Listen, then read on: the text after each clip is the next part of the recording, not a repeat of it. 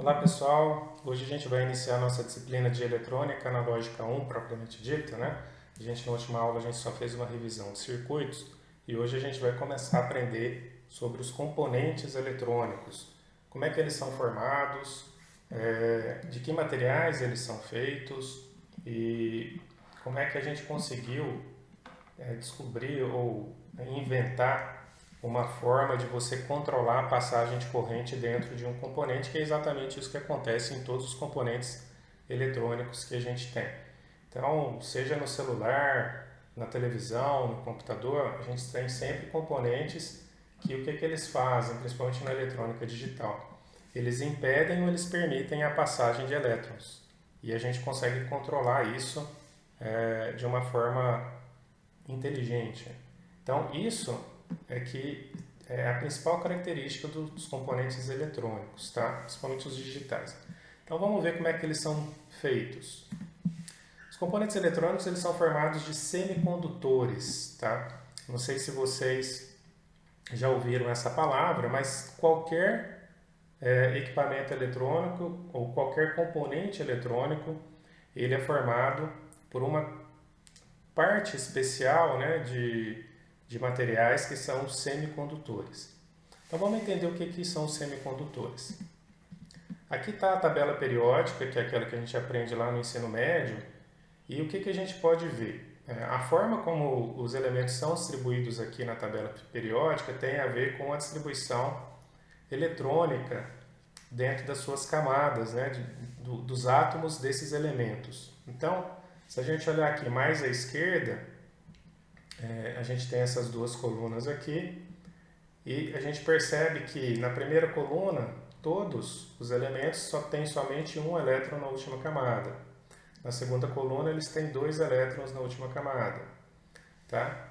Aqui no meio da minha tabela periódica também existe esse padrão. Né? Então aqui eu tenho dois elétrons na última camada, alguns um elétron na última camada. Desse lado da minha tabela periódica, nessa última coluna aqui, a gente tem os gases nobres, que eles têm sempre 8 elétrons na última camada. Tá? E o restante aqui da minha tabela, a gente vai percebendo que começa a variar. Então, eu tenho colunas com 3 elétrons na última, materiais, né? Átomos com 3 elétrons na última camada, com 4, com 5, com 6 e com 7. Por que eu estou mostrando isso? Porque é exatamente essa característica, né, da última camada que vai nos ajudar a entender o funcionamento do semicondutor. Então, do lado esquerdo da tabela, e alguns materiais aqui no meio, a gente vê que eles têm poucos elétrons na última camada. Então aqui tem 2, tem 1, né? O ferro tem 2, o cobre ele tem 1 elétron. Então a gente percebe que essa escassez de elétrons na última camada traz uma característica interessante para esses materiais, tá? E uma outra coisa que é importante também, os gases nobres, né, que eles todos têm 8 elétrons na última camada, eles são muito estáveis. A gente observa que eles não se combinam ou se recombinam nem entre eles próprios, nem com outros elementos químicos. Então, de alguma forma, ter 8 elétrons na última camada traz uma estabilidade para o átomo. E essa estabilidade ela vai ser buscada em alguns casos, principalmente pelos semicondutores. Então vamos começar para a gente ver aí, né? O que é um material condutor, o que é um material isolante, o que é um material semicondutor. Então, vamos pegar aqui o caso do cobre. O cobre, a gente sabe que ele é o condutor mais utilizado no mundo. A gente tem ele dentro das nossas residências, dos nossos circuitos eletrônicos, enfim. E o cobre, se a gente pegar a distribuição dos elétrons dele, né, de acordo com as camadas, a gente vai ver que ele tem as camadas aqui já todas completas, ou seja, dentro do número, né, máximo de elétrons que essas camadas poderiam ter, o cobre até a terceira camada ele já completa, e aí fica sobrando um elétron aqui. Tá? Como todas essas camadas aqui do cobre já estão completas dentro daquela distribuição que a gente já estudou em química, esse elétron ele fica muito pouco ligado ao núcleo, né? Ele tá atraído, ele pertence a esse átomo de cobre, mas é muito fácil eu movimentar esse elétron, né? Basta eu colocar, por exemplo, um potencial mais positivo desse lado que eu começo a atrair esse elétron para cá. Então, se eu tiver um material com muitos átomos de cobre, a gente vai ter muitos elétrons livres, fáceis de serem movimentados na última camada. Basta eu aplicar um potencial aqui, né, mais menos, esses elétrons eles começam a ser empurrados pelo potencial menos, atraídos pelo potencial mais, e eu começo a ter um movimento de elétrons dentro do meu material. E é assim que, num fio de cobre, a gente consegue fazer a condução de corrente elétrica, porque aí a gente tem uma quantidade astronômica aí de átomos de cobre e a gente vai ter uma quantidade muito grande de elétrons livres na hora que a gente aplica esse potencial. Os elétrons que estão saindo do potencial negativo da minha fonte de alimentação, por exemplo, eles vão gerando aí um fluxo dentro do meu material que está sendo atraído aqui os elétrons livres do cobre pela potencial positivo, e aí ocorre a passagem, o fluxo de elétrons, né? E o fluxo de elétrons é a corrente elétrica, né? E aí a gente tem uma corrente elétrica circulando, tá? Então, pelo fato do cobre ter somente um elétron na última camada, esse elétron a gente considera ele como um elétron livre, e um elétron livre é aquele que ele é facilmente movimentável aí. Ele precisa de pouca energia para a gente poder aplicar para conseguir fazer essa movimentação. Uma vez que esse campo externo aqui, né, positivo e negativo, a gente cesse esse campo externo, obviamente que essa movimentação para, todos os átomos de cobre eles voltam a ser eletricamente neutros, né, e fica tudo como era antes. Então não teria mais circulação de corrente sem esse campo externo. Vamos analisar agora o caso do silício. O silício, ao contrário do cobre, ele tem agora 4 elétrons na última camada. Então vamos imaginar, para ele ficar com 8 elétrons na última camada, ele teria duas opções. Ou ele teria de perder esses 4 elétrons, né, para pegar a sua penúltima camada aqui e ficar com 8, tá? E fazer assim como o cobre, né, deixar esses elétrons meio livres ali para poder circular pelo material. Ou ele precisaria receber mais 4 nessa última camada para que ele consiga ficar igual a um gás nobre com 8 elétrons e atingir a estabilidade. Tá? Nesse caso, o que a gente vai perceber é o seguinte: o átomo de silício, esses 4 elétrons aqui, é difícil ele perder esses elétrons porque eles estão numa camada mais interna aqui, né? Eles estão mais fortemente ligados ao núcleo do que se fosse num átomo de cobre que tinha um só, né? Para poder perder e todos os outros já estavam estáveis. Então, que tipo de ligação vai fazer com que o átomo de silício ele adquira estabilidade? Seria legal que ele tivesse mais 4, né? Se ele tivesse mais um elétron aqui, mais outro elétron aqui, mais um elétron aqui e mais um elétron aqui na última camada, ele ficaria com 8 e aí ele ficaria estável, ele atingiria a estabilidade, assim como um gás nobre. Qual que é a estratégia que ele faz isso? Tá? Cada átomo de silício precisa de 4 elétrons adicionais para conseguir ficar estável. Então, o que ele vai fazer? Esse átomo de silício ele precisa de 4 elétrons na última camada. Então, vamos colocar ele aqui no centro. Tá? Se eu tivesse mais 4 átomos em volta dele que pudessem emprestar esses 4 elétrons, ele conseguiria ficar com 8 elétrons na sua última camada. Então, vamos imaginar que os elétrons originais desse átomo central aqui, do átomo 1, tá? Vamos imaginar que os elétrons originais dele fossem esses aqui, ó, tá? Então, eu tenho, no átomo 1, eu tenho 4 elétrons na última camada.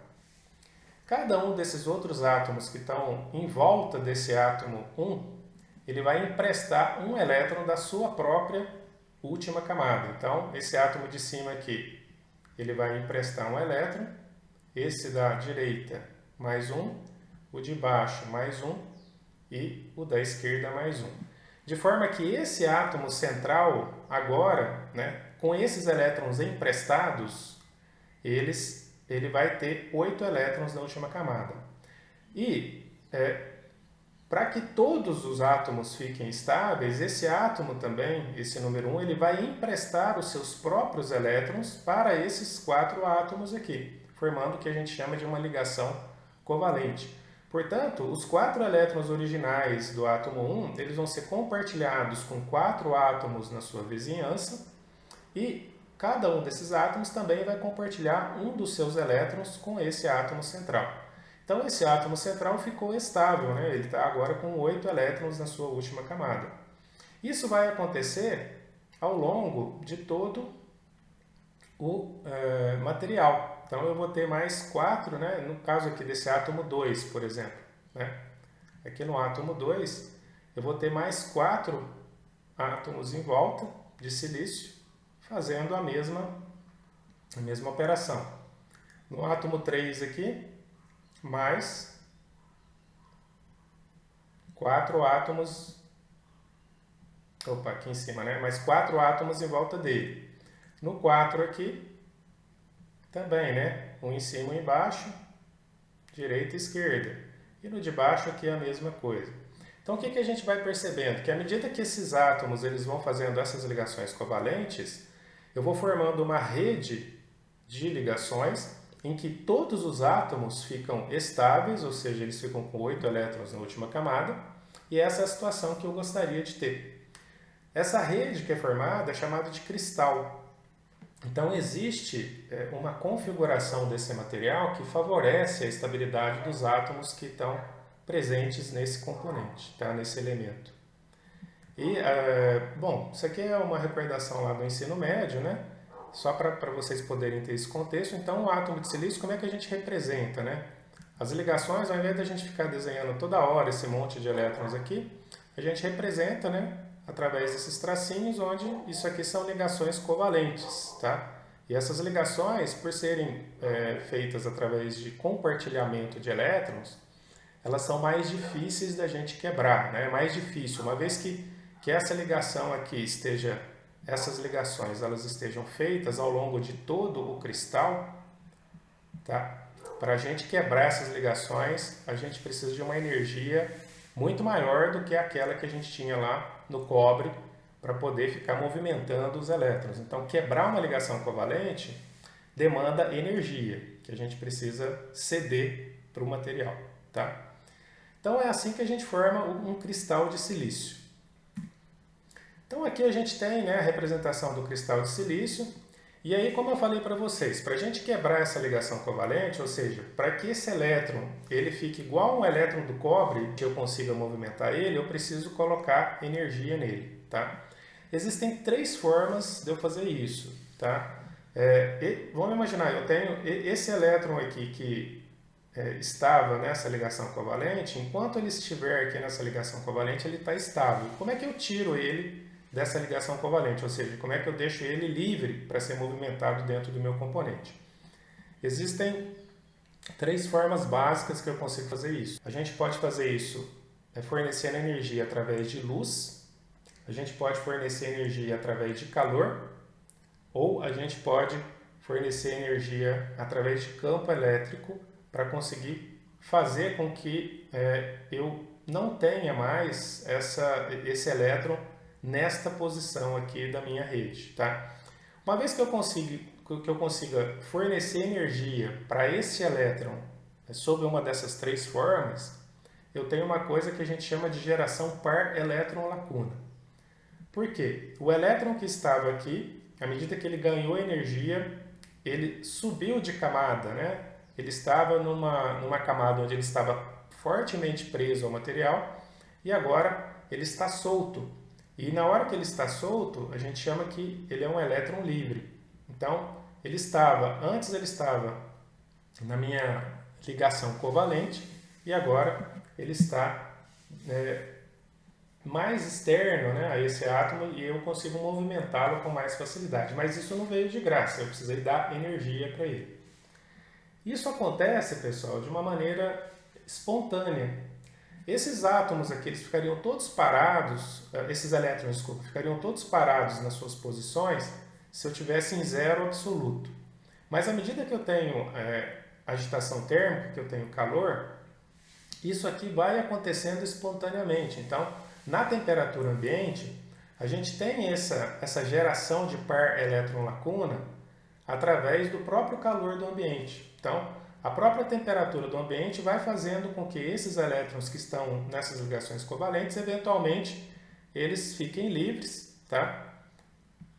E, ao ficarem livres, eles ficam numa situação que a gente chama de instabilidade, né? Porque o meu átomo aqui ele ficou com menos elétrons na última camada. Esse elétron, obviamente, ele recebeu energia, mas ele foi para um lugar que é menos confortável para ele, tá?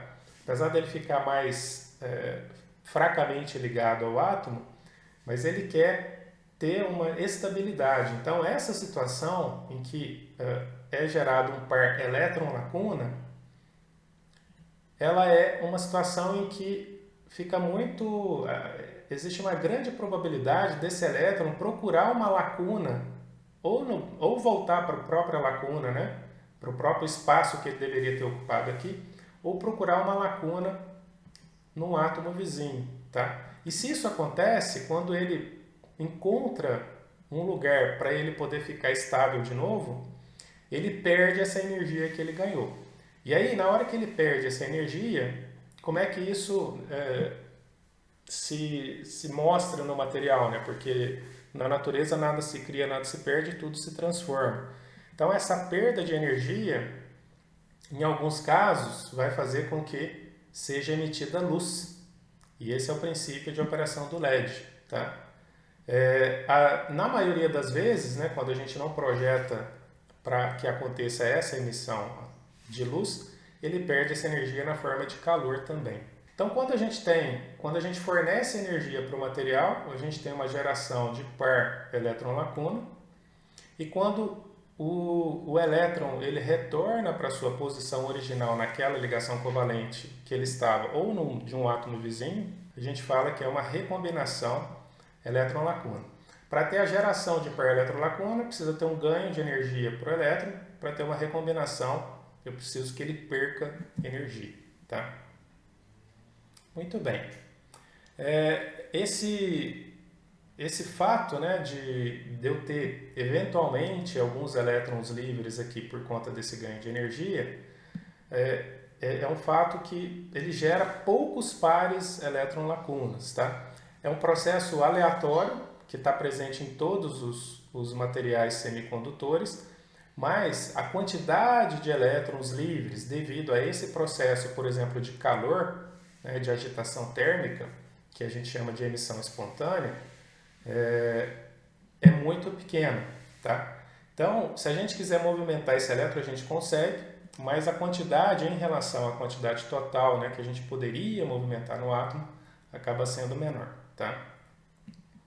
O tempo que demora, né, para esse elétron, né, uma vez que esse elétron ele ganhe energia e ele fique livre aqui numa situação instável, até ele perder essa energia e retornar para a ligação que é mais estável, é chamado de tempo de vida do portador. Por que a gente fala que ele é um portador de carga? Porque quando ele ganha energia e ele fica livre, eu posso movimentá-lo facilmente dentro do meu cristal. E ele tem uma carga negativa, né? Então, ele se torna um portador de carga, onde eu posso fazer com que tenha uma passagem de corrente elétrica dentro do meu material.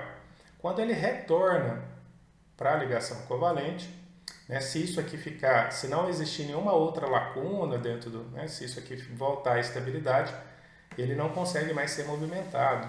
Então, por isso que a gente chama de tempo de vida, né? Ele fica livre durante um tempo e depois, quando ele retorna, ele volta a ficar preso, né? Então, o tempo de vida dos portadores de carga é o tempo que leva entre ele ganhar energia para virar um elétron livre e ele se recombinar para voltar à situação original. Mais para frente a gente vai ver que isso vai influenciar, por exemplo, na velocidade de operação dos meus semicondutores dos componentes eletrônicos. Tem componentes que são mais rápidos, tem componentes que são mais devagar. Isso tem a ver com essa questão do tempo de vida dos portadores aí, da parte de recombinação. Dentro de um cristal que a gente chama de silício intrínseco, ou seja, que só possua átomos de silício, a gente tem essa estrutura que nós já estudamos, onde eventualmente aparece um elétron livre aqui por conta dessa questão do calor, e esse movimento é um movimento aleatório, tá? Mas na medida que surge esse elétron aqui, também surge uma lacuna. Então, se a gente for olhar, os elétrons eles vão caminhando daqui para cá, né? Então, vamos imaginar aqui, esse elétron ele foi estimulado, ficou, né, livre, aí ficou um lugar vago aqui para ele. Esse outro elétron ele pode passar para esse lugar vago, deixando uma lacuna. Esse elétron pode passar para esse lugar vago, deixando uma lacuna, né? E assim por diante. Aqui essa lacuna pode ser preenchida por esse elétron aqui. Então o que a gente percebe? Que os elétrons eles vão caminhando da direita para a esquerda nessa figura aqui, e as lacunas dentro das ligações covalentes elas vão mudando de lugar também, só que da esquerda para a direita. Como para cada elétron livre eu tenho uma lacuna gerada, o fluxo de elétrons livres numa direção é igual ao fluxo de lacunas na outra direção. Então os elétrons livres e as lacunas eles se movem em direções opostas, e se eu aplico uma diferença de potencial externa, que é o meu componente, eu até consigo, né, ter um certo fluxo de portadores, mas como o número de elétrons livres é igual ao número de lacunas, o meu componente, o meu semicondutor de silício, ele não vai conduzir corrente, porque eu não tenho uma grande quantidade de portadores para poder fazer a passagem de corrente elétrica, quer seja lacunas ou quer seja elétron. Eu tenho uma quantidade muito pequena e, além disso, o fluxo é igual, né? Tanto de lacunas quanto de elétrons. Como é que a gente muda essa situação? Vamos imaginar que agora a gente vai, ao invés de a gente ter todos esses átomos aqui silício, a gente vai colocar um átomo aqui no centro que não é de silício. Eu vou chamar isso aqui de uma impureza do tipo N, é um outro elemento, e que esse elemento, ao invés dele ter 4 elétrons na última camada, ele vai ter 5 elétrons na última camada. O que vai acontecer? Aqui em cima eu tenho silício, aqui eu também tenho silício, tá? Aqui eu também vou ter silício, e aqui eu também vou ter silício. O silício, a gente sabe, né, na rede cristalina, que ele tem 4 elétrons na última camada. Então, cada um desses átomos aqui vai ter 4 elétrons. Ele vai compartilhar um elétron com essa impureza e vai pegar um elétron dessa impureza. Como essa impureza ela tem 5 elétrons na última camada, ela vai pegar 4 elétrons, compartilhar com esses 4 silícios que estão do lado aqui e vai sobrar um elétron. Então, a minha impureza está estável, né? Os meus átomos de silício eles continuam se recombinando com outros átomos de silício aqui, tá? E eventualmente com outra impureza do tipo N, mas cada impureza do tipo N que tiver adicionada nessa rede cristalina, agora vai ter um elétron que não vai conseguir se recombinar. É como se fosse a dança das cadeiras, né? Esse elétron ele é pertencente a essa impureza do tipo N, mas ele não pertence a nenhuma, ele não fez nenhuma ligação covalente. Como ele não fez nenhuma ligação covalente, ele é facilmente movimentável dentro do meu material. Eu consigo movê-lo através de um campo elétrico com muita facilidade, porque ele fica fracamente ligado, né? O átomo ele já ficou estável, todos os de silício também já estão estáveis. E esse cara aqui ele fica perto, né, da impureza original, mas qualquer campo elétrico que eu colocar aqui fica fácil de eu movimentá-lo. E note que, por ele ter sobrado, não existe lacuna gerada aqui, né? Diferentemente daquela emissão que eu falei para vocês, que é a emissão espontânea, né, que é por exemplo, quando recebe o calor, esse elétron que está aqui, ele sai, aí ele fica livre. Só que no lugar dele ficou uma lacuna, ou seja, um lugar onde ele tinha mais estabilidade. E ele vai retornar isso ou para o mesmo lugar ou para um átomo vizinho para poder ficar mais estável do que nessa situação. Então, ao contrário dessa situação que eu acabei de falar agora, que é de você formar um par elétron-lacuna, quando eu faço a adição de uma impureza do tipo N, esse elétron ele não gerou lacuna, ele realmente está sobrando, tá? Então, eu começo a ter aqui uma quantidade de portadores de corrente elétrica, né, de carga elétrica, muito maior, né? Então, se eu for pensar aqui em termos de elétrons livres, né, que estão nesse material, para cada impureza que eu coloco nesse cristal, eu tenho um elétron livre. Então, se eu colocar, dependendo da quantidade, né, da formação aí, do meu cristal, eu posso ter uma grande quantidade de elétrons livres e aí fica igual o cobre, né? O cobre também tinha um elétron livre lá. Na medida em que eu coloco um campo elétrico externo, como eu tenho uma grande quantidade de elétrons livres aqui e uma pequena quantidade de lacunas muito formadas, né, por conta desse efeito do ganho da formação de pares elétron-lacunas aleatório, eu começo a ter, assim como o cobre, uma capacidade grande de condução de corrente elétrica. E aí o meu semicondutor, que antes, né, ele era intrínseco, ou seja, ele era puro, ele não tinha nenhuma impureza adicionada, só tinha átomos de silício, e ele não conduzia corrente elétrica, ele era isolante. Agora, quando eu coloco uma impureza do tipo N, eu consigo fazer um fluxo de elétrons dentro do meu componente e eu consigo ter uma condução de corrente elétrica quando eu tenho esse tipo de cristal.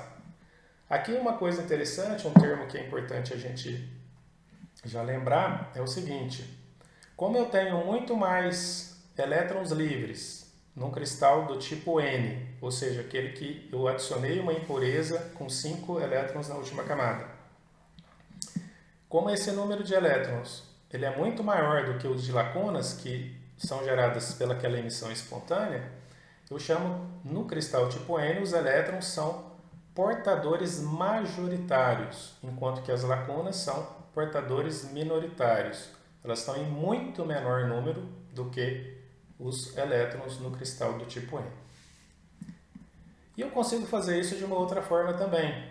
Se ao invés de eu colocar, né, para formar essa rede cristalina, uma impureza do tipo N, eu colocar uma impureza do tipo P, o que é uma impureza do tipo P? É aquela que tem 3 elétrons na última camada. Então ela vai conseguir compartilhar os elétrons com 4 átomos de silício aqui, né, para poder tentar atingir a estabilidade, só que vai faltar. Tem uma posição aqui que ela não tem, né? Porque se eu tenho 4 elétrons aqui, 4 átomos de silício compartilhando 4 elétrons com essa impureza, e ela só tem 3 na última camada, quer dizer que ela vai ficar faltando uma ligação covalente aqui pelo fato de não ter um elétron disponível. Ela não tem mais esse elétron para poder compartilhar. O que isso acarreta no meu componente? Que ela fica com uma lacuna que pode ser preenchida por um elétron. Então, qualquer elétron que estiver meio desavisado, passando por aqui, né, um elétron livre, na hora que ele vê essa lacuna, ele vê uma chance dele se estabilizar, né, de ele atingir um grau de estabilidade muito maior para todo o cristal. Então ele vai ser atraído, né, para esse local aqui que ficou essa lacuna. Então a lacuna ela não é um componente do átomo, né, assim como o elétron é. Ela é uma ausência de elétron. Mas essa ausência de elétron tem o efeito de uma carga positiva. Por isso que a gente chama, né, essa impureza do tipo P, né? Então é como se eu tivesse, não existe uma carga elétrica, né, um componente aqui do átomo para poder manter essa carga elétrica positiva. O que existe é uma ausência de elétron, mas ele se comporta como se fosse uma carga positiva, né, um portador de corrente positivo aqui. Então nesse caso aqui, como eu vou ter lacunas sobrando e essas lacunas elas não foram criadas com os seus próprios elétrons, ou seja, não é um par elétron-lacuna, essa lacuna está sobrando mesmo, quanto o número de lacunas sobrando é o número de impurezas que eu tiver do tipo P, com 3 átomos, com 3 elétrons na última camada que eu tiver adicionado no meu cristal. Portanto, quanto mais átomos de impureza eu tiver no meu cristal, maior o número de lacunas. E aí eu vou ter aqui uma grande quantidade de lacunas. E na hora que eu aplico um potencial elétrico aqui, Os elétrons da parte negativa, eles chegam aqui e eles vão pulando de lacuna em lacuna, tá? Até atingir o positivo da minha fonte. Então, o fluxo aqui, também eu tenho passagem de corrente elétrica, só que a passagem de corrente elétrica ela não é feita através de elétrons livres, ela é feita através do movimento das lacunas, que são esses espaços onde os meus elétrons da fonte externa podem ocupar e atravessar todo o meu material aqui. Então, no caso da impureza do tipo P, eu tenho um número de lacunas muito maior do que o número de elétrons livres. Eu tenho elétrons livres aqui, mas devido à emissão espontânea, então ele vai e volta rapidinho. E como esse número é muito maior, eu falo que no cristal P os portadores majoritários são as lacunas e os portadores minoritários são os elétrons livres.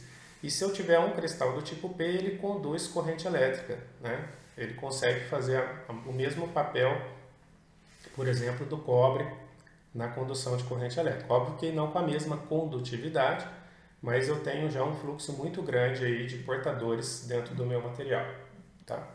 Bom, a gente já viu o que é um cristal intrínseco, né, que é um cristal que não tem impureza e ele se comporta como um isolante, né, um cristal de silício intrínseco.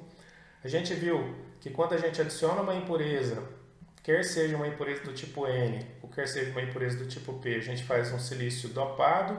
Esse silício dopado ele tem capacidade de condução de corrente elétrica.